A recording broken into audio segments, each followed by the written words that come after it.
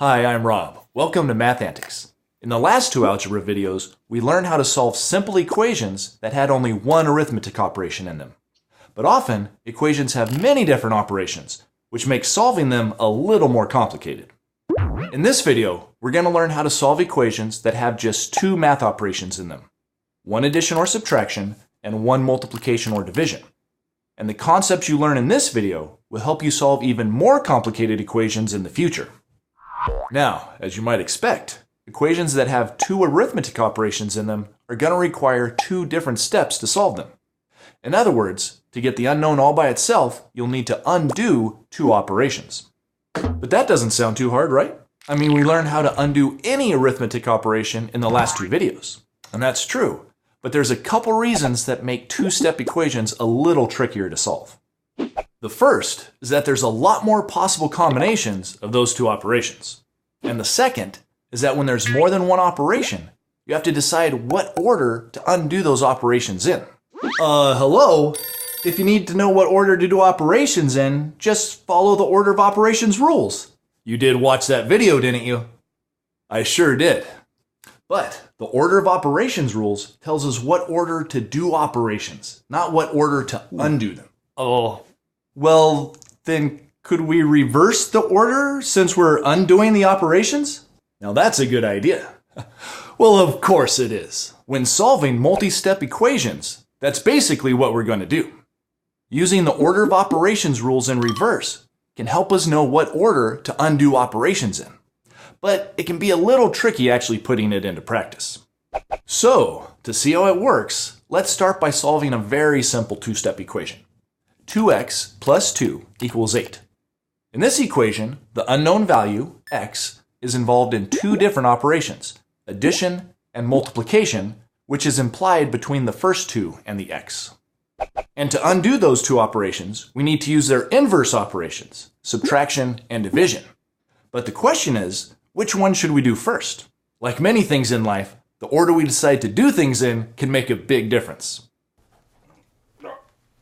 Oh, come on! There's gotta be an easier way! First socks, then shoes. Fortunately, in math, we have a special set of rules that tell us what order to do operations in. Those rules tell us to do operations inside parentheses or other groups first. And then we do exponents, and then we do multiplication and division, and last of all, we do addition and subtraction. Those are the rules you need to follow when simplifying mathematical expressions or equations. But solving an equation is different because we're trying to undo any operations that the unknown value is involved with so that the unknown value will be all by itself. So when solving equations, the best strategy is to apply those order of operations rules in reverse. Using the reverse order of operations is not the only way to solve a multi-step equation, but it's usually the easiest way. Just like it's much easier to take your shoes and socks off in the reverse order that you put them on. Are you sure it's socks before shoes? Since the order of operations rules tell us to do multiplication before we do addition, we should undo addition before we undo multiplication. So first, we undo the addition by subtracting 2 from both sides of the equation. On the first side, the plus 2 and the minus 2 cancel each other out, leaving just 2x on that side. And on the other side, we have 8 minus 2, which is 6. Next, we can undo the multiplication by dividing both sides of the equation by 2. On the first side, the 2's cancel, leaving x all by itself. And on the other side, we have 6 divided by 2, which is just 3. There, we've solved the equation using the order of operations rules in reverse. And now we know that x equals 3. That wasn't so bad, was it? Let's try solving another simple two-step equation that has division and subtraction in it. X over 2 minus 1 equals 4. Again, we're going to apply the order of operations rules in reverse to undo the subtraction and the division operations. Since we would normally do the subtraction last, we're going to undo it first. To undo the subtraction, we add 1 to both sides of the equation. On the first side, the minus 1 and the plus 1 cancel out, leaving just x over 2 on that side. And on the other side, we have 4 plus 1, which is 5. And then, to undo the divided by 2, we need to multiply both sides by 2. On the first side, the 2's cancel, leaving x all by itself. And on the other side, we have 2 times 5, which is 10. So our answer is x equals 10. Those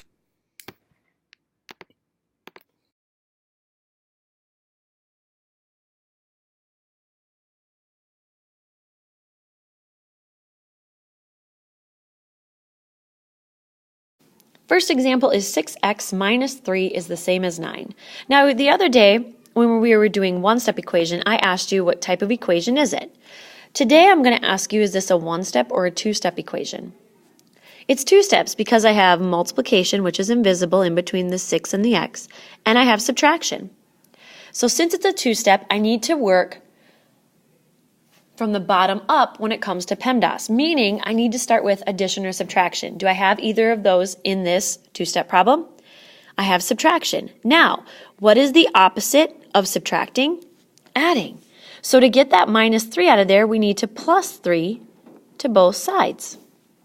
If you haven't done so already, make sure that you draw in your river. Okay.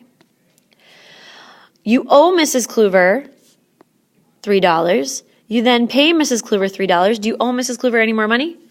Nope. So that means that that whole part is out of there. And all I'm left with on the left side of my equation is 6x is the same as, and then 9 plus 3, that's 12. Now, this is just like what we worked with the other day when we were solving one-step equations. So again, what type of equation is it? It's a one-step multiplication equation. So what are we going to use to solve it? We're going to use division. What are we going to divide both sides by? Well, what value is connected with the variable? 6. So divide by 6, divide by 6. 6x divided by 6, that gives me 1x, which I can write as just x, is the same as 12 divided by 6 is 2. And we found the value of x. So before we say we're done, let's quick check to make sure we found the right value. If we plug 2 in for x, we should get 9. So I'm going to do that off to the side here. You can just watch. 6, plug 2 in for x, times 2, minus 3, does that equal 9? Now we need to use the order of operations correctly, not from the bottom up.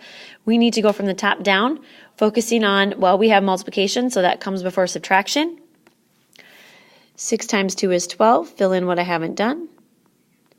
And now I just have subtraction. 12 minus 3 is 9. Is that the same as 9? Yay, it is. Okay, let's move on to the next example. Next example, 14 is the same as 5 plus 3 times p. First, is this a one-step or two-step equation? Two steps, right? I have multiplication and I have addition. Now, what are we going to take care of first?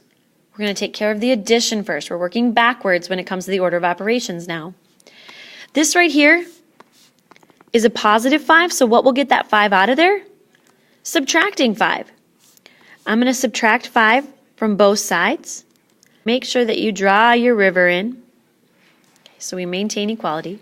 5 minus 5, well, that gets that 5 out of there. It's 0. All I'm left with on the right side is 3 times p, is the same as 14 minus 5, 9. Now, what type of equation is this? It's a one-step multiplication.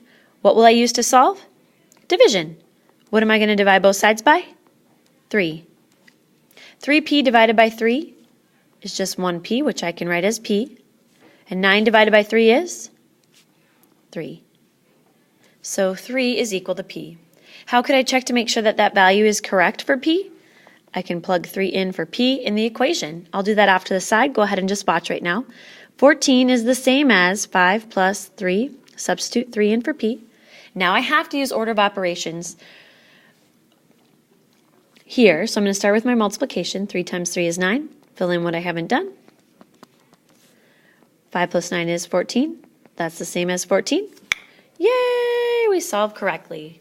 Let's do the next one. All right, next equation we have m over 2 plus 4 is the same as 12. So first thing, one-step or two-step equation. Two steps, I have division and I have addition. What are we going to take care of first? We're going to take care of the addition first. So what is the opposite of adding? Subtracting. What am I going to subtract from both sides? 4. Make sure you draw in your river. Okay. We have 4 minus 4, which is 0. Beautiful. That means all we're left with on the left side is m divided by 2 is the same as 12 minus 4. Well, that would be 8. So now, what type of equation is this? It's a one-step division. What will get the division out of there? What's the opposite of dividing? Multiplying. So be intentional about where you write, about where you write that multiplication. I'm going to multiply each side by 2, since 2 is connected with the variable.